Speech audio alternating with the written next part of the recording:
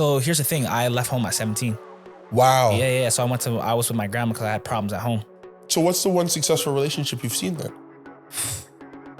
I haven't, bro. So at this level, what do you think about monogamy? Well, like, what do you mean? Hold on. What am I saying? Yo, it's not on linear. This might be the first time I admit this publicly. You get to the age at college, like, I'm a broke student. I was working here and there or whatever, but then I went to the streets. You don't even know. Yeah, like that. Okay, hold on. Okay. Were you ever tempted to get into the life? Of like the banging and stuff? Like, never, because that's not me. I can't really tell you exactly where I want to be when I'm at my top because I'm such an artistic person. I have so much in me. Yeah. My medium is always going to change. It's so interesting that we weren't recording before because I think we just had a very good conversation. Yeah, I know. But nonetheless, I want to welcome everybody to another episode of Unlinear, where we try and track the unlinear path of our special guests. Today, I have the great pleasure, very special person in my life because of what he represents from my own journey. So this is very, very, very, very meta for me. I'm sitting here with Cory Cash, president and founder of Black is the New Rich. Thank you. Podcast, empire, movement, media company. The app is probably the thing that I found the most interesting just because of that sort of search for Black businesses. But Cory, thank you so much for being on the show. Thank you. I appreciate you having me. Just one thing I want to say about the app. I've actually put it on pause because I've realized I got into something and I need so much more research about it, right? So I'm like, okay, I kind of went head first into something, so I want to do it right. So I just put it on pause for now, but it's still in the back. It's still there, okay. Still there. Am I still able to download it? No, I took it off. You took it off? I took it off because I really want to rebrand it and I really want to do it properly because I just, like I said, I went in nose first, not knowing what I was getting into. Yep. But I know the idea can flourish. Yep. But what's an idea? Yep. You gotta execute that idea. So I just want to do it properly. So most people who are here, they're probably gonna be aware Black is the New Rich is a podcast series that you run where you speak with a vast amount of different individuals from different backgrounds. What would you say your biggest goal is when you have somebody sitting across from the chair from you? What is the biggest thing you're trying to pull out of them? The biggest thing I'm trying to pull out of a guest is every guest, I treat them like they're the expert in their field, their life. And I just want a viewer to look at them and be like, you know what, Travell, I want to be like Travell. Like, I could see myself in Travell. You know what, let me message Travell after this interview because I'm so interested in his story because I want to know the steps he took in a further, in more detail. Okay. And, obviously prior to this, we're going to get into it all. I learned so much. We're going to get into the whole thing. Prior to the impetus for Black is the New Rich, prior to your time in media and arts, you were an athlete. Yes. You're still an athlete. I'm not trying to take away nobody's thunder, but prior to leaning into that, your identity was as an athlete. Yes. So if I'm to draw you all the way back, when was the first time that you thought, because there's that moment, we all had it. I thought, when you're playing a sport as a child, when was the first time you thought you were going to the NBA? Holy, the first time I thought I was going to the NBA was probably about 7 years old. 7, okay. About 7, because I came from a neighborhood that everybody played basketball. We're always outside from... and you produced a couple guys as well. Yeah, exactly. A couple guys came from over there, yep. Yeah, so we're always outside from literally sun up to sundown. Didn't eat throughout the day. Yeah. Mom would be mad because I wasn't eating or I was coming home too late. Yep. So we're playing basketball all day from 7 years old. And from then I was like, why not? Why not the NBA? Because it was such a dream. We didn't have this YouTube and politics stuff with basketball. So it seemed like a realistic dream at that age. Where's your mom from? My mom is born in England. Okay. Yeah. And my dad's born in England too. Okay. Yes. And go ahead. So when you're here at 7, are they both here? Yeah, they're both here. Okay. Was your father an athlete? My father was a soccer player until about 16, 17. Okay. So 7 years old, you develop a love for basketball. Yeah. Playing on the playground. 2 parents from England. Yes. Were you playing organized basketball yet? That's crazy because I started, it was a little hood back then. So I was playing outside all the time up until about grade 6 was the first year I started playing organized basketball. Okay. And then when I came into organized basketball, everyone could tell I was a hooper, like a street baller. Yeah. So I had a lot of refining to do, but that was the first time that I played Monarchs actually. That is something that I always find interesting from an upbringing perspective, right? Where, and I'm gonna really bake your noodle here, sliding doors moment. Yeah. Let's say your parents, and I don't really know them, right? But let's say your parents had a different aptitude. Let's say they were from here and they knew basketball as a sport greatly. Mm-hmm. And their 7-year-old comes to them and says, "Hey, I want to play ball," and they put you in like a basketball camp, or they put you in a sort of a youth, some sort of organized basketball. Mm-hmm. Do you think you would have made the league if your game got refined sooner? 100%. Jeez. I'm not tell you why. Jeez. Because sports, I'll talk about basketball. Yeah. If you're a parent and you have a child in basketball and they're showing a love for the game, if you are not close by the sideline at all times, forget it. Forget it. Really? Forget it. Because your parents need to be involved. There's a certain politics that go on when there's basketball, and the parents that are always closer to the coaches are closer to the program and show that they're interested in pushing their son or daughter forward. Those kids normally go really far. But I don't blame my parents. They didn't know any better. Right. So I remember that the reason why I asked that, a friend of mine, he was a soccer player, great soccer player. And there was a period of time, it's only recently changed where Soccer Canada is getting guys from over here. But there was a joke that for all the, U21, U16, for all those teams, it was always filled with guys from out west because those parents pay. Exactly. And these programs need money. 100%. You need the sandwiches, you need the bus ticket, so you need the parents who pay. These, not inner city, but these like Brampton, Mississauga guys who were ballers. Yes. And would joke with me and say, "Well, this guy can't hold my socks." But to their parents, it's okay, go play.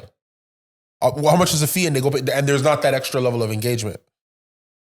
Yeah, so that's the thing. Like a lot of our inner city kids, like you mentioned, get lost in inner city stuff because our parents couldn't afford it or they didn't have the knowledge to be close. And it's changed now, though, to be honest. In terms of which part? Because I feel like I feel more empathy to the inner city kids because they're even more lost in the system now. Because you know why? Everybody has a trainer now. Right. So with the thing that was going on back in the day, we were all just playing outside, getting better, whether it was the rich kids, the poor kids, it doesn't matter. We're all outside. Yeah, we're all playing. But now these parents are getting their kids trainers from 5, 6, 7 years old. Right. So what is this? The inner cities, they don't, it's a disadvantage. You'd like to think that talent is still going to speak. Raw talent will still. Raw talent does speak. I still remember when we drafted Bruno Caboclo, and I never forgot. The guy said that Bruno Caboclo is 4 years away from being 4 years away. Yeah. He's a first-round pick on that guy. Yeah, the Brazilian KD at the time. No, he never manifested, but I'll tell you what, Bruno Caboclo made a couple $1 million on the assumption of his potential. For sure. Raw talent is needed, right? But because basketball now is such a popular game, you can find raw talent a lot easier. Right. Okay. That's a good point. So you start playing organized basketball in the 6th grade. Yes. We have a mutual friend, David. Yes, that's my guy. Or I should more say, obviously, I went to college with David. So I'll be clear. Sorry, David. I don't want to miss it. I'm not trying to misquote. Sorry. Because it's funny because he'll get at me for that. Because I saw David the other day. Yeah. I saw him the other day at we were at like a lounge or something. He was with his lovely woman. Yeah. And I was like the biggest loser from college. Hey, dude. I was like, hey, man.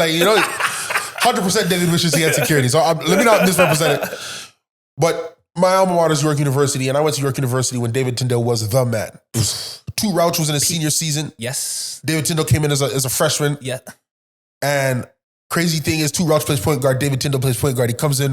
This is when they had the magazines coming in from Gates. Remember, and there was a magazine of the Three Kings, him, Nicholson. Yeah. And there was another guy, I can't remember. It was DeVoe and like Corey Joseph. Okay, and Corey Joe.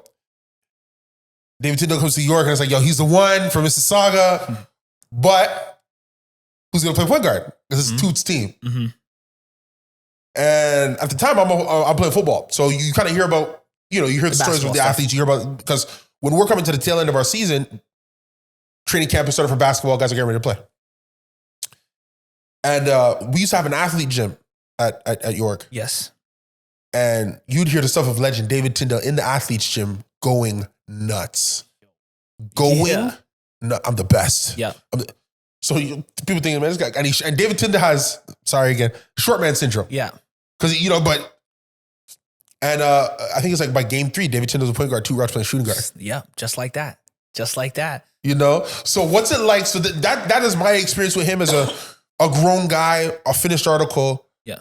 But you're in the 6th grade and this is your competition or this is your teammate. What is it like for you around these times? So me and David became like best friends since grade 6. Okay, right away. Right away. Okay. So believe it or not, in grade 6, I was better than him. Okay. So he looked at it like, yo, who is this new kid coming to Valleys, went to Valleys senior public school. And he's like, who's this new kid, blah, blah, blah. And I was better than him at the time. Okay. Let me tell you something about David, man. Like, he is the hardest working person I know in my life. And as we got older, I had to almost apologize to him because I didn't understand what work ethic meant when I should have known what work ethic meant. Okay. He was always in the gym. Come on, guys, let's go. It's okay. Like, whatever. But he was putting in the extra work and whatever, like everything is written. So he's one of the best basketball players that I've ever like seen. Same natural talent. Quickness, natural speed, ability. And man, he was such a killer. He had Kobe's mentality, Jordan's mentality, and by the some injuries and some mishap situations, it didn't pan out to the way he wanted. Yeah. But like I said, he's the hardest working person I know to this day. And he's one of the most talented individuals I know as well, because he has actually a plethora of skills that people don't know about. Like he can paint, he can do all these things. He's a genius when it came to school. Like he was the kid that was always on the honor roll. He was a great student. Yeah, great student. He was a great student, yeah. Temper, people don't know. Temper. But his grades spoke, and that's what made him special. Yeah. That's what I got to say about David. So when you're coming up and you meet that person, when you're young and you come up against another blast furnace like that, yes. What do you think that brought out of you in your formative years? In my formative years? Because you're telling me that essentially your best friend from the time that you're in grade 6, how old are you in grade 6? You're 12. Yes. So you finished your personality. Yep. So now all you're doing is refining who you are. Yep. And in the years that you're refining who you are, you're saying that right across from you, closest to you, is essentially General Patton in disguise. Yes. What does that bring out of you at your young age? What does it bring out of me now or then? Like, if you think about it, what was that doing to you? What does it do to you now when you reflect on it? Oh, to be honest, it brings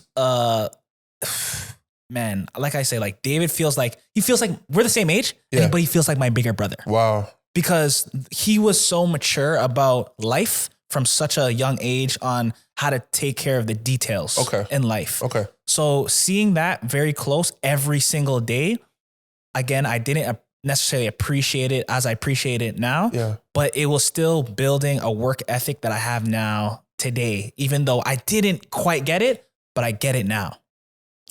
Does that make sense? It does. It does.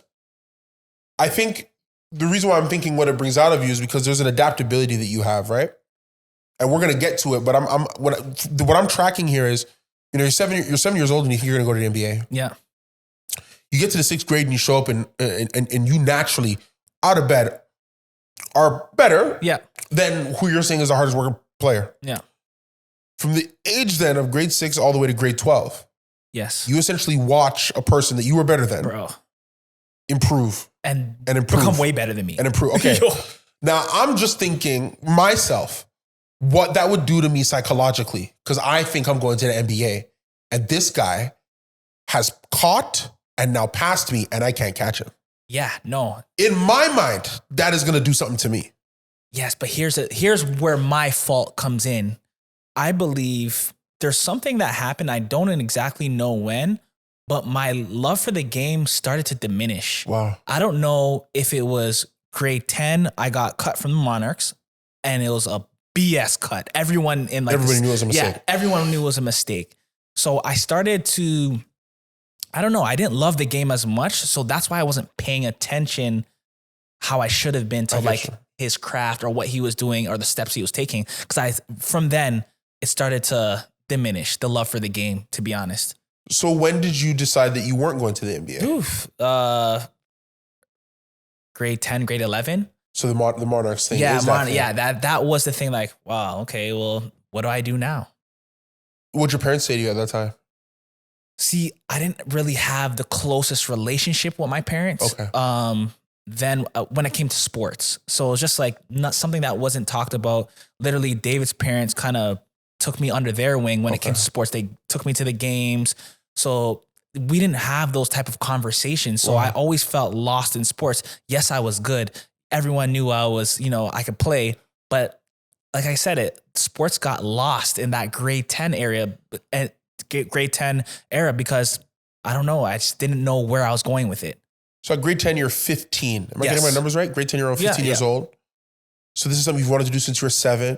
You're now 15. You don't want to, you're thinking, okay, maybe not. 8 years of your life, you wanted to be a basketball player.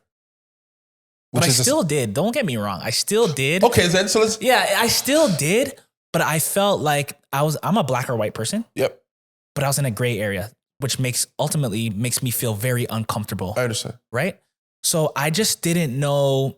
Remember, we didn't have social media. We didn't have YouTube. We didn't have the coaches telling us, okay, this is the steps that you need to take to go to a prep school, a JUCO. So we didn't have any direction. We're just playing and seeing what happens. Hooping and waiting for somebody to come give you a phone call. Exactly. I get you. So I was still doing that. But I guess like being in a gray area kind of was like, okay, like what am I doing? So when you get cut from the Monarchs, where do you go?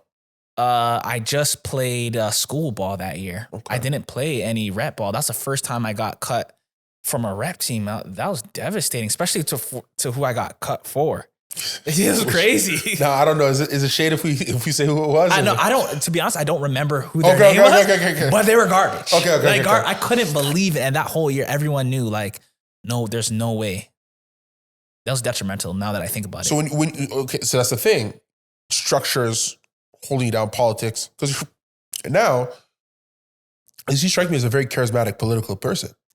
What you're describing at 15 seems like a young man who wasn't charismatic and political in terms of like playing the politics behind the scenes. No, definitely not. I was a quiet kid too. Quiet kid? Yeah. Really? Yeah. Where did that come from? Well, I'm naturally introverted, believe it or not. Really? Yes. Like if you see me, like if we were going out. Yeah. And we go to a party and, there's a lot of people around, you're going to be like, yo, Cory, are you okay? Like, I'm quiet. I'm observing everyone, everything. Like, this is where I feel comfortable in intimate, like, conversations. Yeah. But yeah, I'm still introverted. Now, knowing some of the guys that you're around. Yes. Do you think that, and this is just me spitballing. Yeah. Do you think that was you just naturally adjusting to the personalities that you were around as a young man? Because you were around very dynamic people. Yes. You know what? That could be a possibility. I never thought about it. Yeah. But everybody I was around growing up was very outspoken. David's like, he's allowed, he'll get in your face. And I always was like his Robin when it came to like basketball. Wow. So I was very quiet, observing. I was calm. I didn't really speak too much, yell too much. Yeah. So that carried into my adult life, even now. It still just carries you. Yeah. I'm just calm, cool, collect. So where did you discover, because you have an artist's ability, you end up getting into photography. Yes. So does the basketball dream totally end for you when you leave high school? Does it end, like, where in your journey is it okay? Because you get cut from the Monarchs at 15, but the basketball journey is not over. You're transitioning to stay there. Yeah. It's still the primary focus and goal. Yeah. I know that you're a person who's probably doing what you have to do in order to do what you want to do. So yes. I don't know what the grades are like, but I'm presuming that they're where they need to be. Yeah. So when do you transition out of the basketball dream? So here's the thing. Because I was confused for so long, I ended up going to Sheridan. Okay. And I was hooping there. I'm like second all time in Sheridan history for 3-pointers made. Wow. Right? So I still have a good career there. We won the championship. Okay. So when I was at Sheridan, I'm thinking maybe Europe, right? Right, yes. Maybe Europe. I'm playing with a good team. But again, the system and the lack of knowledge at the time of how to make those steps wasn't there. Okay. So again, I'm in that gray area.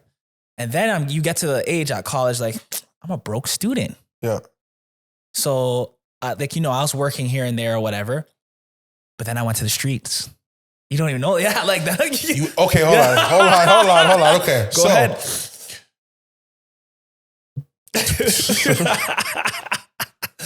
You win the championship at Sheridan. Yes. You're thinking maybe Europe. Yeah. I'm like 24 at that time. So you're 24 years old winning the championship at Sheridan. So it's now still 9 additional years of this basketball journey. Yes. And you got to eat. I got to eat.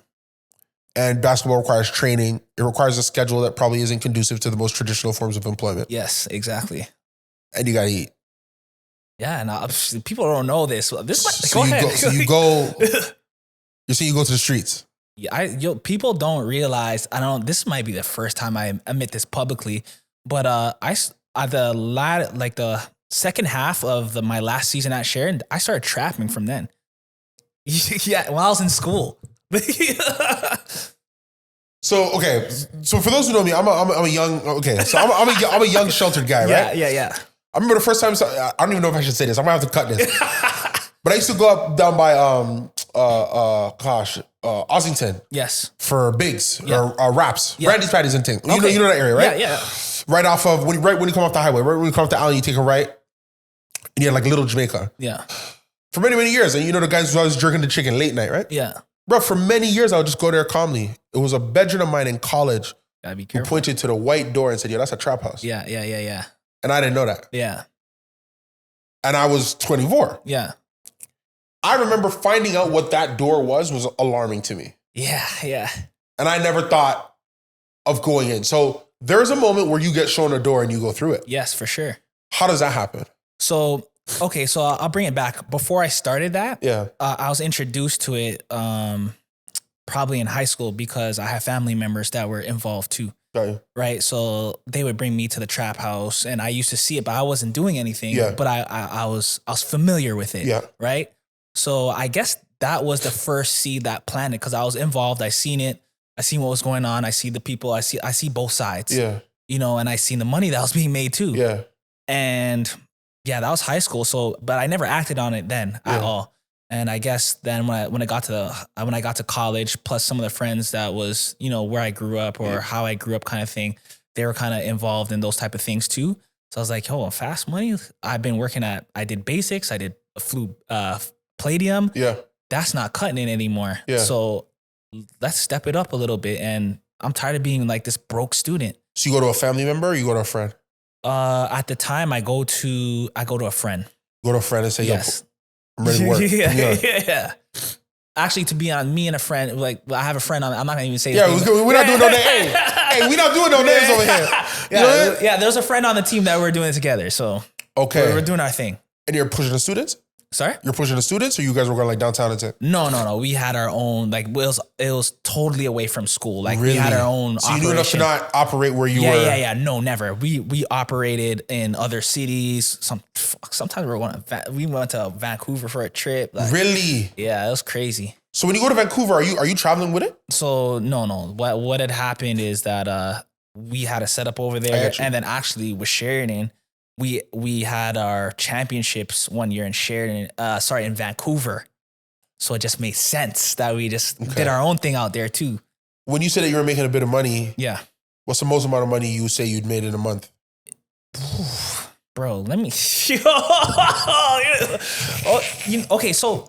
In retrospect, it's not crazy amounts, right? It's crazy for a student. I'll Yeah, tell you it's what I was crazy. thinking in a month when I was in college. Yeah, it's crazy for a student, but I'll break it down even smaller, to smaller sizes. Like there was times where I got my phone to like I can make $1,000 a day on my phone, like just turning my shit on. You know, I got to that point, and not to say like I wasn't some brick man. I was never there, and I never will portray myself to be there, or I wasn't doing like gangbang or nothing. I was just a businessman with that product. I got you. You know, You're selling something that people wanted. Yeah, I sell them something that people wanted, and for me, why it worked out is because I don't have this raw energy. Yeah. So no one's looking at me like, "Whoa, Cory!" Like, I can't believe it. I can't even picture you doing something like that. But that's what I wanted, right? So yeah, about $1,000 a day I can make easily.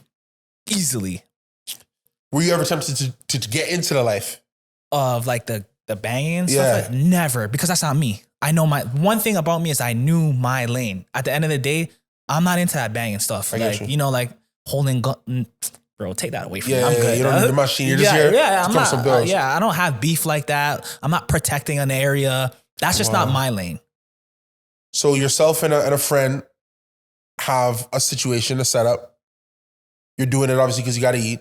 You win a championship at 24 where you're already working this side hustle. Yeah. What makes you stop the side hustle? The side hustle stopped only in the beginning of the pandemic. Wow. Yeah.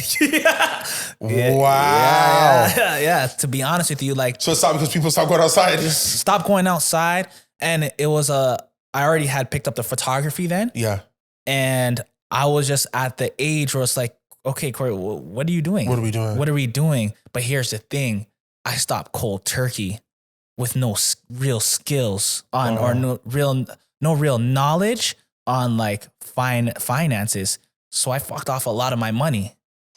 Right? Okay. So I didn't really know what to do with it. So even pandemic is what now, three years ago? Right now, the pandemic's gonna be 3 years old. I'm still adjusting to this legal, good, like clean slate life. Cause I'm like, whoa, I ain't coming in like that no more. So I had to like retrain my brain to think of money in a different way. And because it's learning. A crutch, right? Yes. It's hard to ignore. If I'm short, I know what to do. Yeah. And it's hard to take that away. Yeah. When you were doing it for some years. It's a lot of years. Yeah. Well, you started photography in 2017, 2016-ish? Yeah. So you were doing photography and that at the same time? Yeah. How does photography come to you? Photography came to me because I was always into art. Well, it started in grade 10. I took a photography class. Okay. And I was good at it. I always was into Photoshop in high school, but I didn't take it seriously. When I fast forward to 2016, 2017, I always looked at different artists or what have you. I'm like, yo, I could do that. Like I have an eye for this, right? So at the time I'm making money. So I just bought a camera. Yeah. And one of my friends that we talked about before, she's like, hey, why don't you just shoot me? Right. Wow. And I was like, okay, cool. Yeah. And that shoot that we did blew up. And I was like, okay, I got something here. Yeah. And then I literally traveled around the world, like shooting.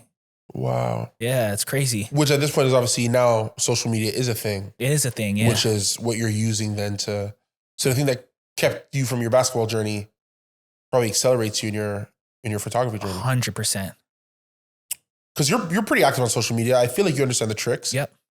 Does all that come from that time as a photographer? Yeah, it helps. It definitely helps because here's the thing. I now have two different perspectives of social media. Yeah. I was always the cameraman that was behind the camera and putting out his work where you didn't really see my face. And now I'm in front of the camera, putting out me and the guests that I have on my podcast. Right. So I do like all these things put together in one pot has given me a great understanding of how social media works and how what makes people tick. What's your best day as a photographer? My best day? Yeah. Like money wise? Or just day? Best day, best memory. Oh, good question. Best day as a photographer, honestly, to be honest, there was a photographer at the time that used to shoot Kim Kardashian. Wow. Right? And he was her photographer. And he did some type of seminar in New York. And at the time I was like, you know what? I remember talking to David because he was in Philly training Nick Stauskas at the time. So I'm like, yo, bro, I think I'm about doing this course. Like, I really love photography. This is the first thing that I actually like love even more than basketball. Like, you know, I could do this for free. It doesn't matter. So I think going to New York for that trip, I believe I took the bus down there. I took the plane to New York. Then I took the bus to Philly to stay with David, something like that. Right. And I felt like, you know, that was the best day when it comes to photography because I got to talk to someone that was close to like, you know, these famous people at the time or whatever. And I really admired his work at the time. And I got to shoot like 8 or 9 models like that were doing their thing. Yeah. And my work came out very good. And to me, that was the best day, to be honest, because I learned a lot. Because you get the rub, right? You're talking about sort of seeing how close these things could be. Yeah. How did you like New York? I always ask every creative, every artist, how did you like New York? New York's okay for me. It's okay for you? It's okay. I feel like it does remind me a lot about downtown Toronto. Yep. However, I haven't been there in a while in this frame of mind. Yeah. So maybe when I went then, I was still trapping then. Yep. So I had a lot of, I guess a lot of things went over my head that I would pay attention to now. Yeah. So then it wasn't crazy for me, but now because I'm on a different frequency, I'm on a different path, I'm looking for different things, I might find it different. First time I went to New York, I didn't like it. Yeah. At all. Why? Okay. The reason why I didn't like New York when I first went, I went on a budget. There's a couple places in the world where if you're on a budget, the place tells you you're on a budget. Yeah, for sure. Not the place. Yeah. to get into New York, you got to pay. Yes. Yes. So when I first went to New York, I stayed in Jersey and I'm trying to come over. I'm coming over the bridge and we paying to get over the bridge. New York humbled me. New York, when I first went, showed me I wasn't doing enough. Because you got to pay to play. Yeah. See, when I go to New York now, it does it to me again, but at a different level because there's levels to this game. Yes. When you see the guy, when you see a man pull up in the double R Cullinan, two of them back to back, and the two SUVs, one in front, one in the back, and he's going to get a sandwich, he's going to get a glizzy, and then you see the SUV pull out to stop traffic just so he can take a U-turn with his dog and the other Cullinan and pull off, and then the other black SUV comes and they're doing that in New York traffic, you're like, there's levels to this game. Ooh. Because that guy's a made man. You know what I'm saying? Like, a lot of something I love, which is why I always refer to these things. I love old Italian mob movies, La Cosa Nostra, you know, like these. Yeah. Because there's something about being a made man. I've always been so intrigued by that concept. And New York was that thing where you're kind of like, I'm not a made man. Can I ask you a question? Yeah, I know it's your podcast, but this is what I do. So like, you know, I've been watching your stories for a while now, right? And I see what you're doing and you show certain things that you want people to see. Yeah. And when you go on your trips, I feel like, okay, this guy's living. I love to see it. Yeah. How's that? Like how's at that level? How are the trips? How are the trips? Like, how do you feel? On the trips? Yeah. Feel all right. Feel okay. What's the biggest difference? Obviously, you know. I'll put it this way. I'll tell a story about this particular trip because it was the most impactful trip of my life. I took it earlier this year. Last year, my father was born in October. Last year, my father hit retirement age. Nice. My dad is a hardworking man. He's my hero. He's a very human figure. I'm giving my dad flowers because on these things, I'm a very honest guy. So I can't lie. A couple of these interviews, my dad took it in the teeth. So pops, I love you. Very close with him. Love him as a man. Hit retirement age. I said, Pops, if you want to retire, I got you. You know? Wow. So amazing. What do you want to do? My father, good man. I don't want to put that stress on you, son. And I said, no, Pop. And I show him some number. Hey, look, I'm not joking. Yes. You'll be fine. He gave his resignation like the next day. He goes, So he came back and said, I'm going to retire at the end of the year. Cool. So he retires at the end of the year. All right, this is an aside. This episode is going to be long because I'm giving this story just for context. Yes. So you know this. Last year I was engaged. Yes. Last year I was engaged. My engagement falls apart. It creates a bit of a distance between my family. It's in and around the same time I'm telling my father he can retire. So it's like, are they looking at you like, why would you do that? Or, why did I get engaged? No, are they looking at you like strange for the breakup? No. Everybody in my family thought I should have broken up with my ex. Oh, okay, cool. Yeah. Fair. So it's like all these things are happening around the same time, but I'm so embarrassed. I'm so like, oh my gosh, you know? So, but I commit to my father, look, I'm going to take you to Miami in February. Yeah. To celebrate your retirement. Now, I don't know how the type of breakup person you are. I luxuriated in the pain of my breakup for a long time. Ooh. So we were broken up, but I sat in it for a bit. Yes. I'm like that too, to be honest. Yeah? Mm-hmm. So then my father's trip happens at a time when I'm still there. Yeah. So I said, yo, do you want to bring, so I'm thinking he got some, because my dad has some running mates that he has from like back in the day. So I said, yo, I'm going to get the plane. We're going to hop on the jet. My father had never been on a private plane before. So I'm like, yo, we'll get the jet. We'll go to Miami. Do you have anybody that, you know? And he's like, nah, like I'm good to just be with you. Wow. Which, like, I don't even know how to describe, like, okay, so there's a lot of things that are meta. My dad and I are friends. Yes. I grew up, my father was a disciplinarian. I was scared of that man. Yeah. When he said, no, I'm good to just chill with you, it hit me like, yo, my dad and I really do just chill. And he rocks with you. Yo, and we like we really do rock with each other. So then I said, okay, cool. So I got my cousin, who he would know, another cousin of mine, and then like my main dog. Yeah. And we're all going now to Miami. We get on the plane to Miami, and my breakup is so fresh that my cousins don't know. Oh, jeez. So I have to say it on the plane. Because obviously we going to Miami. Yeah. So I don't want them to think I'm immoral. You know what I'm saying? Yeah. So I have to explain to them, I'm about to see some stuff. Yeah. Because I'm single now. Yeah. So we land in Miami. Just so you understand, I'm just picture the scenes. So we landed in Miami, we landed at a private airport, Opalaka. Mm-hmm. For those who know, you know what I'm saying? Because people try to test my gangster like I don't be doing it. We landed in Opalaka, you know what I'm saying? Yeah. Outside, we have an SUV waiting just to take the bags. Yeah. An SUV waiting just to take the bags. Mm-hmm. Because there's 5 of us and we have 5 supercars. We had a Lamborghini, we had a McLaren. I think one dude had a Urus. And then I say, Pops, which one do you want? This is what you're riding out in on the way. So, everybody's happy. We lock in the car. Then we hop in the car and we're driving like a convoy to where we stay. We stay at the W. We don't stay in the hotel side. We stay in the residence side.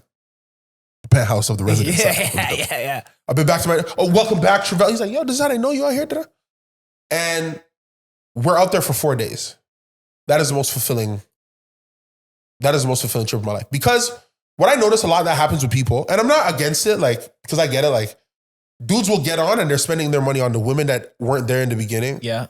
The women that aren't going to be there at the end. Yeah. And the women that they hope will be there tomorrow. Like, they spend, like, even me, I'm not immune. I spend a lot of money on, hold on, what am I saying? Yo, it's not a linear.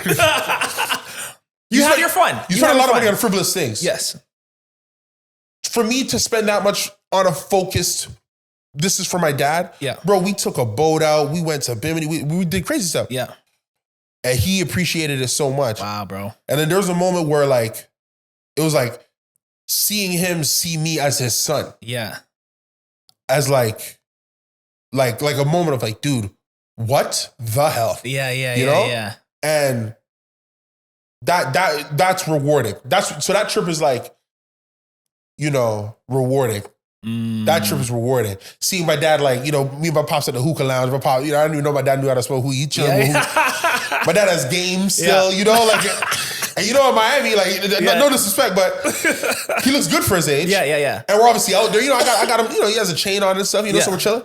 So Miami, they think he's a poppy. So I'm seeing my pop, like he just with it, like, yo, what's up? Like, like, this is kind of crazy. Wow.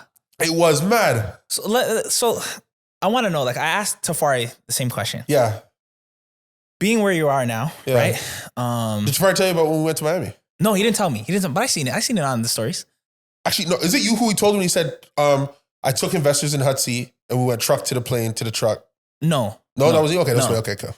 So no, I was saying that I asked Tafari this on the podcast, and it's a real question because I have friends around me that they do well for themselves too, and I want to know like how do you protect yourself now from the women that look at you like, whoa, Travell? Can't. Okay, cool. No, you can't, especially not in Toronto. Toronto's too small of a city. Okay. So like one thing, there's a couple things that make me different as a person. Yes. Just generally different as a person, which is like I don't care about money. I care about elaborate. I am not scared to go broke again. Oh. So like I don't care about money. Losing everything. I don't care. Because you have the skill. Yeah. I know I can climb a mountain. The hardest part was doing this the first time. Fair. Because I didn't know I could climb a mountain. Fair.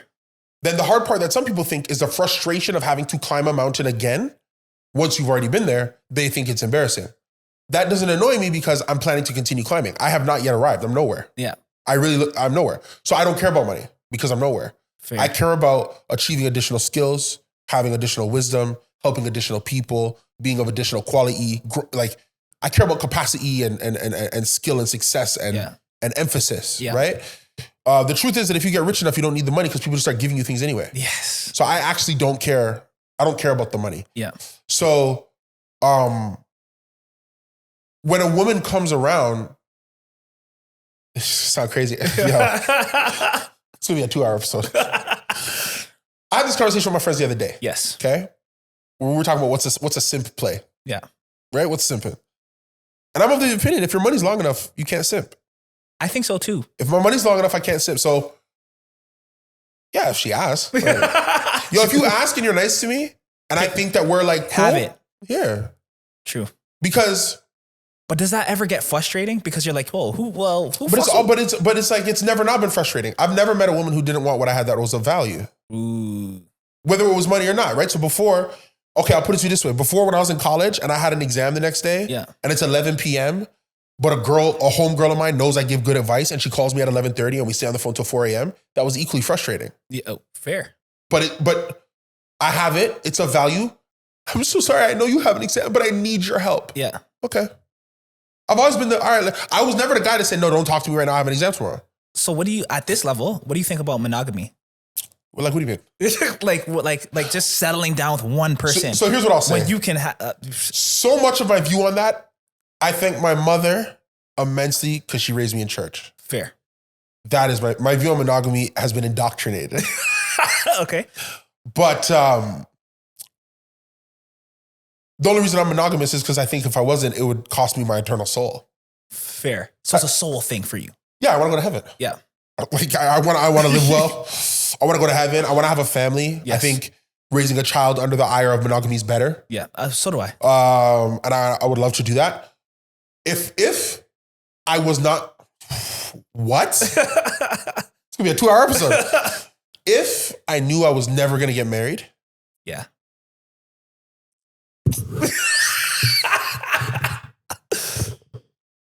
If I knew that marriage was not on the cards, say it. It's about capacity. Elaborate. Okay, it's okay. No, here's what I'll say at this level, or at any level. Yeah. The going rate for sharing a woman these days, yeah, is actually crazy. Yeah, it is crazy. It's very expensive. Yeah. We were having a conversation about this. Yeah. There are women who, I am not the only guy in your life. Yes. They know you're not the only guy in my life. Yeah. But what you have to give to even be a fraction of what they are, yeah, then I think you might as well just wife her up. Yeah. Because you're giving so much to share. Yeah. That as a concept, conceptually, from a relationship perspective, yes. From a power perspective, and like the idea of having multiple partners, I was thinking about the Emperor Caligula. He's one of the worst emperors in the history of Italy. He was insane. Okay. Caligula used to go to Capri. They used to say Caligula would throw dinner parties at Capri so he could sleep with the man's wives. Because Caligula himself said, I'm the emperor. Yeah. And it's power. It's the same thing that happened to Magic Johnson in LA. True. It's power. I'm Magic Johnson. I'm 6'8". Yeah. We just won the title. They said I'm the MVP. 5, 6. Mm-hmm. When I heard Magic Johnson say 5, 6, 7 at a time, I know where he's at in his brain. It's some emperor level power thing. Yeah. So I actually had this conversation with a female friend of mine the other day. Holy Christ! What? No.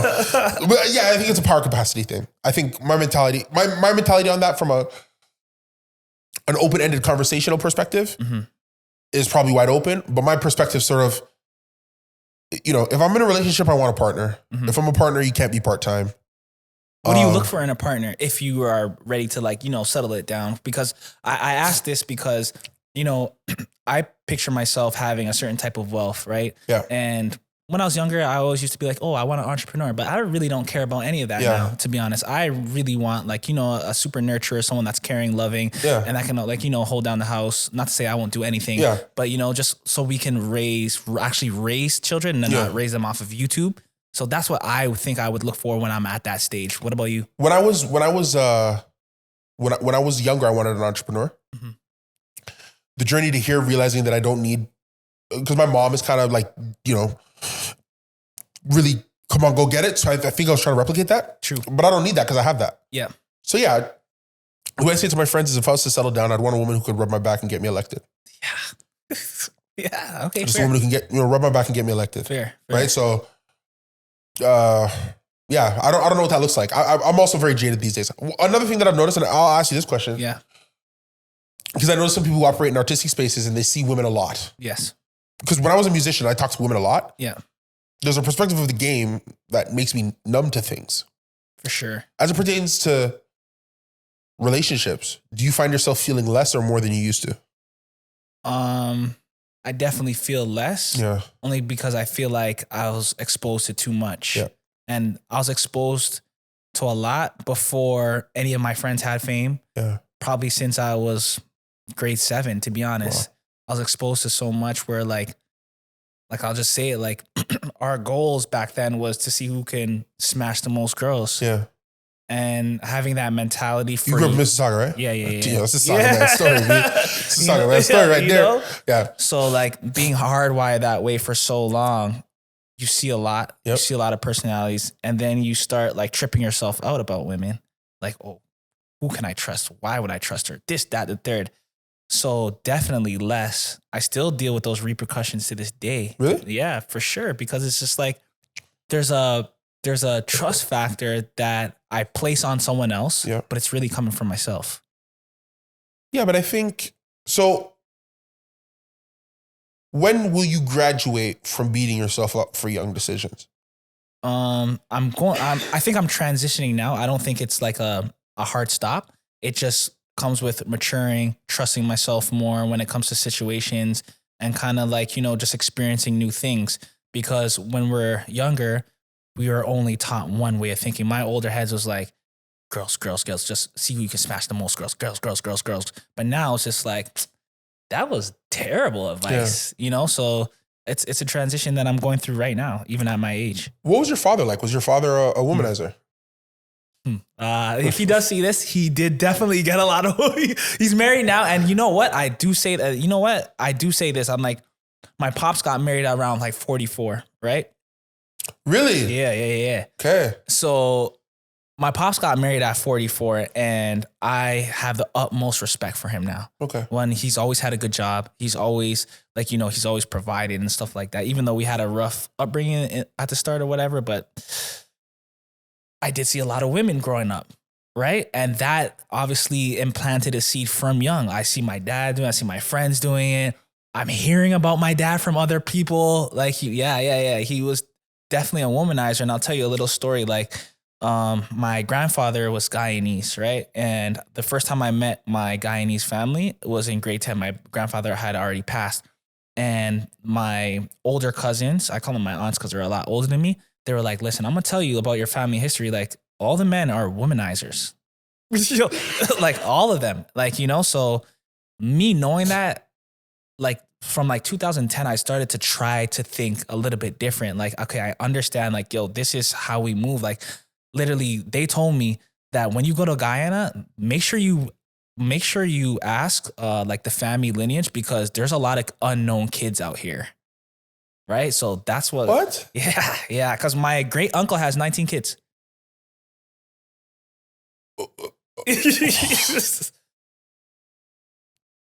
Really? Yes. And how much do you think that informed your relationship with women? Yeah. A lot.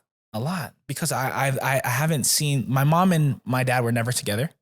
So I've actually never seen. And you've never seen them together? I've never seen them together. And I've never even to this day seen them speak in the same room. Although they're cool, I guess, but they don't ever talk. So I haven't had, even though I had a stepfather there, but it's a different relationship. So I didn't necessarily see a lot of healthy relationships growing up. Even with my friends, a lot of us have like either, disgruntled families, or we have just one parent households. Yeah. So that image of family, of relationship was never there. It was always just some savage shit, to be honest. I know we're in this space of photography, and this like, and I don't want to be like, obviously the type of photography that you were doing. Yeah. You were photographing a lot of female models. Yeah. And sometimes I've heard of some photographers get a bad rap for being very terrible in those spaces. Yeah. Obviously, nothing associated like that with you. That's not what I'm saying. I'm just curious. There's this young guy who's been told get every woman you can. That's a measure of who you have to be. You go back home, you're essentially told it's in your blood. Yeah. And then you spend the better part of 6 years, 5 years, new photography, essentially being in very intimate, vulnerable spaces. Yeah. With women as your partner in that space. Yeah. But you're the authority because you hold the camera. So here's the thing. This is what I tell a lot of people, because I'll be honest with you, a lot of people always ask, "Yo, Cory, are you? Can we swear?" Yeah, of course. Oh yeah. Cory, are you fucking these models? Yeah. Like, that's what everyone wants to know. Every guy wants to know. Cory, are you fucking these models? Right. Here's the thing. I don't think any male should get into nude photography if they're not familiar with getting women before they started this thing. I agree with you. You know what I'm saying? But then tell me why, and then I'm going to bleep this name out. So you have to tell me how then. With who? With who? Who was a photographer? There was a photographer that essentially came out. Yes. That for years upon years upon years. Yeah. This guy was assaulting women in his photo sessions. So do you want to know how that happens? How? Because they have an insecurity Yep. They probably never got women, Yep. right? And they picked up a camera and said, okay, I can do this. I can do these nude photo shoots. Da da da. Oh, let me like comment. Let me start with one comment. Oh, you look nice. Or, oh, I like the way your breasts look. Or I like the way your ad look. Da da da. And then they start with a touch. Let me move your hair. Then they start going further with these clients over years. Let me see what I can touch without you saying stuff. I could see how it happens. It's just comes because it's just a spiral. Yeah, it's just a spiral, and it probably comes from a place of insecurity. But you're saying that because you were confident, but I think it's even beyond, because I'm not thinking that you were going to sleep with the models, but did that reinforce any part of your identity? This sort of, because essentially you're being told that you're a skilled Lothario, right? Yeah. Like, and then you have these women in these compromising spaces. Yeah. Like, it's just, women as part of your identity is just, it's really playing a large and huge sustainable role. Yeah. Because if we track it for the numbers, you're essentially, you hit puberty and women become a part of your life for a decade. Yeah. You're a young man to have anything be a steady trip for a decade. Yeah. And I guess I'm just trying to track your relationship with it at that time. So with the photography and nude, so with me, when I got to the nude photography, I always looked at it as an art. And because I had the history before of being used to women or getting women or what have you, I knew that even around the time where I was starting, photographers were getting exposed, right? Yeah. So I made it a thing. Like anybody that I've shot with, anyone could ask behind my back. I made it professional as possible. I made sure I don't stare, I don't look, I don't comment. Yeah. Right? So because you got to remember, one creepy vibe, you're done. And forever. That creepy name, honey, you don't want that creepy name. Forever. So I made sure that wasn't going to be my problem. And I'm happy that I got out in the time that I did, because you just never know. It's such a fine line with he say, she say. You don't know who's mad, who's not mad, that, what if I didn't do something and someone did say I did something? So it's such a tricky game that I'm glad I got out when I did. Because the closest I ever came to that, I directed for a little bit, and I had a film where I had to direct a sex scene, but at least everybody's on set. I got the sound guy here, I got the person there, the co-actor. But it's just you and the me and the female. That's it. And it would almost be offensive and its own form of assault if you bring in enough spotter. Yes. You know? Here's the thing though, why I pat myself on the back for a lot of situations. I always said, feel free to bring whoever you want. I've had people bring their boyfriends. Okay. Feel free, just so they know that I'm not on that type of time. Yeah. If they want to come by themselves, that's okay. Did you have a girlfriend at the time who had an issue with the nude photography? Good question. I did. I had someone I was talking to. Yep. And that was one of the biggest reasons for this, for the split. Yeah, for sure. Wow. She actually not the trapping, which is crazy. Not the trapping. That's not the trapping, which is crazy. Yes, not the trapping. But she came from a religious background that was very strict. Not the trapping. Yeah. No. Like, yo, what? Yeah. See, that's what I think. My group of church was comfortable. You at the trap house and not with a camera in your hand. You know what I'm saying? Wow. So, for me, I almost later on I kind of understood where she was coming from, and I have a lot more empathy to where she was coming from. What was the argument that she was making? It was the fact. Okay, so there's an argument that she was making, and there's an argument what I think.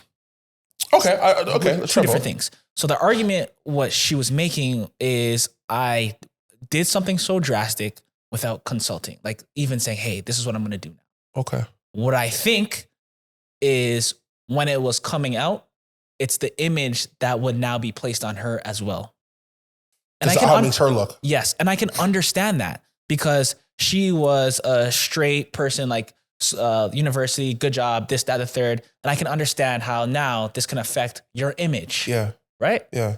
And so, yes, again, there's what I think and what she has told me. I think there's a combination of both. Yeah. But to this day, I respected it. We're cool, but not like that. But it was what it is. I can understand it, but I needed to do that to get to where I am today. So we start photography in 2017. Yeah. We're going to stop trapping in 2020. Yeah. Photography, I think, also continues until about 2020. Mm-hmm.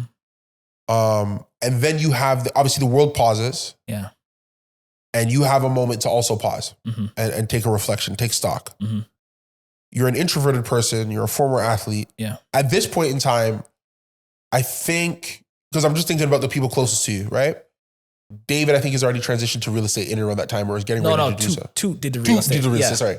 And then David is doing, he was already doing the training course. You got some friends around you that are not, I think they're in the league already around this time. Yeah. And so you're seeing your surroundings shore up. That's what I call it. Because when you're young, everybody's potential. We're all going to do everything. And then as you get older, you start to slowly see, it's like, I call it like you know, when putty, you can mold it. Yes. But as time goes on, if it gets dry, it's and you can't move it anymore. It's firm. Up, yeah. So there's always that moment when you look around and you see your guys around you firming up. And as the dynamic artistic person, I think you and I are probably similar in our spaces that way. We're still moving. Like, right? So, and then you have that moment of pause. What's that like for you? The moment of pause, it was difficult, bro. I'm not going to lie. Like, I'll give you some context. Like, I'm used to being like 190 pounds, 188 pounds. In the pandemic, bro, I got to 217 pounds. Wow. So there's a lot of things that were going on in my mind, and I just feel like during the pandemic, there's a lot of confusion. A couple situations that I was in that was like stressing me out at the time. Yeah. And I knew inside, like I had more in me. I'm such a curious person, but I don't have like the tangible skills to show that yet, even though I could shoot. All I knew is I know how to operate this camera. So I was going through it, the pandemic. I completely went cold turkey with the trapping, which was, in hindsight, I don't know if it could have saved me, or it's hard because it's like, what do I do next? So what were you doing for money? So I went to the Instacart. I was doing, I humbled myself. Like, I worked at BioSteel just after the pandemic. And that was such a humbling thing for me because I haven't worked a job in 13 years. So I said, you know what? I need some skills again. I need to like respect time. I need to, show up to work on time and do just these little, I needed to refine myself so people could take me seriously. You know what I'm saying? Because so in the pandemic, the George Floyd situation happens. George Floyd happens. I want to say, is that 2021 version of the pandemic, or is that 2020? That 20. I don't exactly remember the date, but I remember the feeling. So for me, that was my last nerve because there's a lot of like killings like that going on. So for me, that was my last nerve, like not saying anything. I always felt a way when I seen them.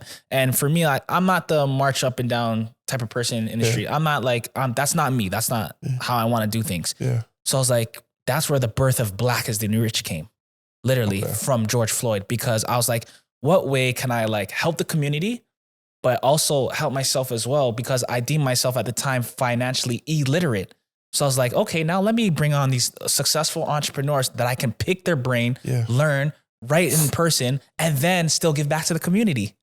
So that was the win-win.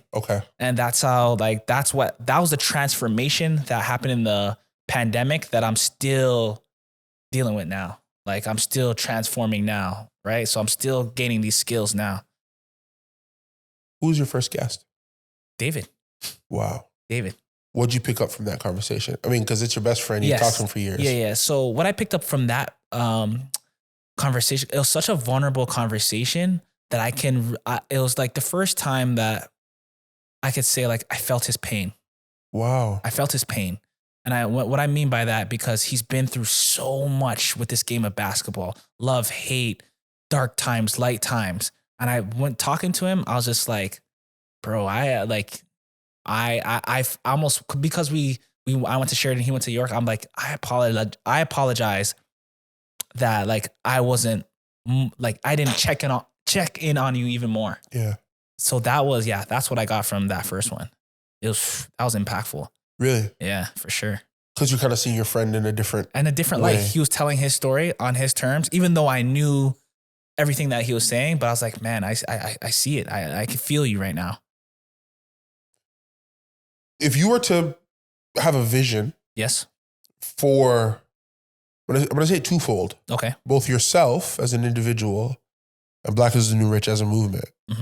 Where would you want both of those things to be in 5 years?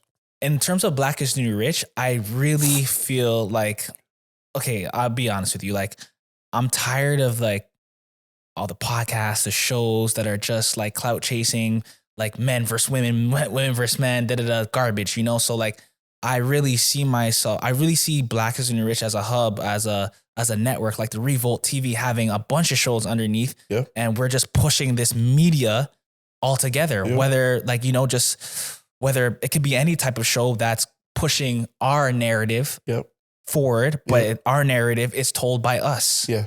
Right. So that's where I see Black is Rich. And as far as like me, myself, I just see myself as a bird eye view, just making plays to make that happen. Yep. Because I feel like now I'm embedded in this thing, to be honest. And I don't know, I'm a very artistic person. I don't know how my expression is always going to come out. It may not come out always in the form of a podcast, but I'm still figuring that out today, you know? So I can't really tell you exactly where I want to be when I'm at my top, because I'm such an artistic person. I have so much in me. Yeah. My medium is always going to change. Do you ever miss the game of basketball? No. Wow. No, I don't. I've had so much disappointment with it. It's like, I've had so much times where I felt, and this could be biased, obviously, that I was in positions in basketball where I felt like I could have excelled more, and those opportunities, either I missed them or they didn't turn out how the way I wanted to. Yeah. So no, I don't miss it at all, to be honest. It's like that old Isaiah Thomas meme of like, I met the criteria to be selected. Yeah. But I wasn't. There you go. And that's how I feel. No, I don't miss it. I'm happy I don't miss it. Yeah. Because I could see how that could be a crutch for a lot of people to move on. Yeah. I'm done. I'm good. And do you see yourself married? I mean, we had the question to myself. Yeah. Obviously, in 5 years, you're going to be wildly successful. You're going to be incredibly wealthy. Thank you. The business is going to be buzzing. Obviously, from a media perspective, people are going to know you. Yes. So it's going to be an even more difficult proposition. Yeah. So do you see yourself being able to navigate your way to a partner in that environment? I feel I want to be married, and I do see myself in that position in like 5 years, because I think it brings a level of focus. And I like to be a focused person. I like to be a disciplined person. Yep. And it's a little bit selfish, but I think that can add on to the focus and discipline. So you like the idea of obviously getting married because of what you think it means for your ability to essentially improve as an individual, bring yourself to the next step. Yeah, for sure. And be the ultimate version of yourself. Ultimate version of myself, because that, like, these distractions, like being a single person, you're always going to have distractions, because you're going to always have the option to entertain a conversation or entertain whatever. Yeah. When you're married, which I think it should be, like, you should be just focused on that union and that situation. And those outside distractions you don't even think about them. You don't even have the option to think about them if you put yourself in that position. So what have you replaced? Because obviously before, women were your vice, they were your compulsion. Obviously now you're addicted to your business. So what have you replaced your vice with, though? What vice do you still have that you learning, bro? Oh, learn? Vice do I still have? Yeah. Like what? Meaning like guilty pleasures or? Because you're talking about cutting cold turkey, so obviously you're a very strong-willed person. Yeah. But cold turkey always creates remnants. It's like the person who puts away, they put down the cigarette, but then they're chewing gum forever. Because I'll be very honest with you, and I can be very vulnerable. Like, what? It could. I wouldn't even say women like that anymore, because I've come such a long way. Yeah. So like, I don't think there's any one thing that's like a crutch to me right now. And I'll be very honest. Like, do I have habits that could still be fine tuned? For sure. Yeah. But one crutch, I honestly, I feel like I'm growing past that, to be honest. I think that's powerful. Thank you. To have no crutches, to have no personal crusade to make. Yeah. Yes. Here's the thing, though. Let's be very honest. I have two eyes that I only see forward, and I can only see me from a certain way. Yeah. Maybe if you talk to my closest people, they may see things that I am not necessarily seeing. Yep. So I'm open to that as well. Right. Unless it comes to my table, then I can maybe answer that question a little bit better, because I'm open to, I just want to be the best version of myself. But I mean, it is important you do have to have an ability to block out, for sure, outside noise. I'm stubborn. You have to be. There has to be that. So that's why I like to ask that question, because if you don't see it, it's not going to matter anyway. To be honest, 100%. there's a lot of things people see about me. I am very stubborn. Yeah. Where did that come from, do you think? Being stubborn. I think being stubborn comes from a confidence that you can have within yourself. Yep. And when you believe something, and like I said before, I'm a very black or white person. If you were to talk to my mom, she'd be like, Cory's black or white. It's either this or that. Yeah. You know, I think that's where it stems from as well, too, by being black or white, because I'm okay with being wrong, too. I'm very okay with being wrong. Okay. You're never going to hear me, the person like, I'm right, Mm-hmm. And when I'm proven that I'm wrong, I'm going to still go around and still say I'm right. No, I'm wrong, but I'm black or white. So we talked about obviously the future, the visions of the future. We have this huge segment in the middle that's obviously dictated by women and your interaction with them. Yes. You talk about sort of where your father is. What does your father think about what you're doing now? Oh, he loves it. Yeah, he loves it. Obviously he knew about like what I've been through before and stuff like that. And he tells me that he's proud of me, you know, a lot, to be honest. Loves what I'm doing. Both my parents, like I'm super tight with my mom right now. And she actually helps me, like she's like my assistant right now with a lot of stuff, you know? So both of them, they really love what I'm doing. So what was it like for your mom in those years then? Because obviously she sees. Yeah. I mean, we act like moms don't see, but mom knows. Yeah. So what's it like for you?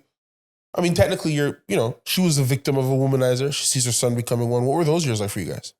When I was doing my shit. So here's the thing. I left home at 17. Wow. Yeah. So I was with my grandma because I had problems at home. Wow. Yeah. With your stepdad? Yeah. We was just friction, you know? Two men in the house? 2 men in the house. and I love him. Like, you know, like he's doing his thing now. Like, you know, we're cool, you know? I don't want to paint him in a bad light or anything like that.